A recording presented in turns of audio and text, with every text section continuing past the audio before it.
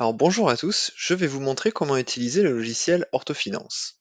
Alors pour commencer, on va se rendre sur l'onglet Combien dans ma poche qui permet de réaliser des calculs. En cas de doute, il y a plusieurs manières de savoir comment utiliser Orthofinance. Je vous conseille d'abord de cliquer sur ce lien ici qui va faire apparaître une fenêtre et vous donner plein d'informations au format texte que je vais vous donner aujourd'hui dans cette vidéo. Alors déjà, on va sélectionner un mois. Admettons qu'on veuille calculer sa rémunération et les provisions de charges URSSAF et Carmignac à faire pour le mois de février 2024. Alors, vous pouvez bien sûr changer le mois ici, et aujourd'hui on prend en compte les années 2023 et 2024 pour les calculs.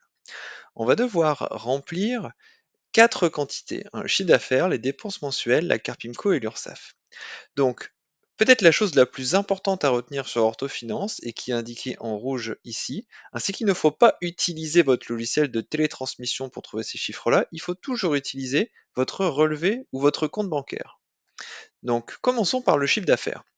Le chiffre d'affaires, c'est tout l'argent que vous avez encaissé de la part de vos patients, de l'assurance maladie ou des mutuelles.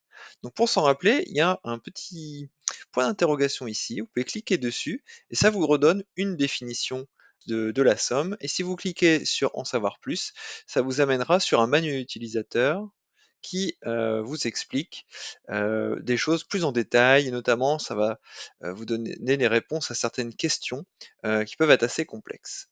Donc, donc le chiffre d'affaires, c'est l'ensemble de ce que vous avez gagné. Donc sur un relevé de compte, vous avez plusieurs manières de déterminer ça, hein. Vous pouvez sommer toutes les sommes que vous avez reçues, mais il y a une solution plus simple, hein, c'est de regarder en fait la somme des crédits, hein, sur votre relevé bancaire. On voit ici que la somme des crédits, ah bah, c'est 6 891 euros. Donc on va mettre 6 891 euros, c'est tout ce que vous avez gagné. Donc maintenant, on va remplir les dépenses mensuelles. Donc comment savoir ce qu'on doit mettre dans les dépenses mensuelles? Eh bien, on va cliquer sur le petit point d'interrogation qui nous dit que ce sont toutes les dépenses, hein, qui incluent les frais de fonctionnement, les taxes et autres, mais hors charges sociales, c'est-à-dire en dehors de l'URSSAF et de la Carpinco.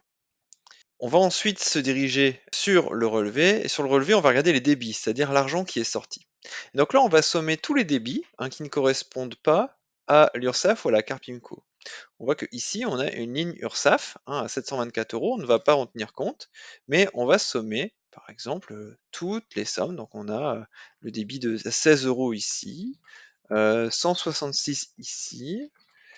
Donc, je vous passe le calcul, hein, plus 53, plus, et on va sommer pour obtenir un montant de dépenses. Une petite subtilité quand même, c'est de ne pas tenir compte des virements internes, c'est-à-dire des virements que vous feriez de votre compte professionnel vers votre compte personnel, parce que ça, vous ne perdez pas d'argent, c'est juste de l'argent que vous donnez à vous-même. Donc là, si je fais la somme de tous les débits, ou si par exemple je regarde le total des débits et que je retranche les virements internes, l'URSSAF et la Carpimco, mais on va voir que j'ai des dépenses mensuelles à peu près à 1100 euros. Ensuite, on va chercher les dépenses de Carpimco. Alors en fait, elle se situe ici, hein, la Carpimco, et sur ce mois-ci, elle nous a prélevé 530 euros. Donc, ici, j'ai pris un faux relevé bancaire, hein, la date ne nous intéresse pas, c'est surtout pour montrer comment utiliser le logiciel. Et ensuite, au niveau de l'URSSAF, on va regarder, l'URSSAF a prélevé ici, voilà, 724 euros. Donc on va lancer les calculs financiers en cliquant sur ce bouton. Et qu'est-ce que l'on obtient comme résultat? Ah, ben, on voit que pour épargner pour mes futures cotisations, je dois mettre 34 euros de côté. Donc ça va, ça fait pas beaucoup. Donc à la fin de ce mois-ci, ce que je vais faire, c'est que je vais devoir prendre 34 euros et faire un virement de mon compte professionnel vers un compte d'épargne à côté qui permettra de stocker cet argent. Et je sais aussi que ma rémunération utilisable, elle est de 4 502 euros, c'est-à-dire que je peux réellement prendre 4 502 euros et l'utiliser à titre personnel. On voit que le résultat va dépendre du régime fiscal dans lequel vous êtes, hein. Si vous êtes au régime réel ou au régime micro-BNC, ce ne sera pas le même résultat. Donc voilà au niveau des champs calculés. Je vais vous faire un autre exemple sur lequel la Carpimco ou l'URSSAF n'aurait rien prélevé. Et bien, si la Carpimco et l'URSSAF n'avait rien prélevé, hein, ce qui peut arriver si vous êtes trimestrialisé ou semestrialisé. On va relancer les calculs et là on voit que c'est vraiment une toute autre affaire, hein.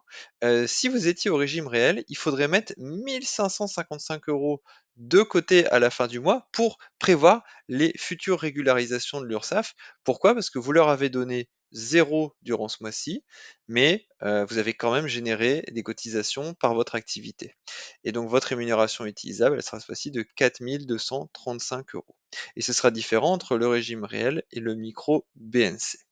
Alors, en cas de question, n'hésitez pas à cliquer sur les points d'interrogation qui vous donnent des informations. Allez sur le manuel utilisateur, hein, à partir de ce lien-là. Donc voilà le manuel utilisateur. Et vous pouvez naviguer dans ce manuel en fonction des différentes cases à remplir. Et il est également possible de cliquer ici pour avoir des informations sur la manière de remplir les cases.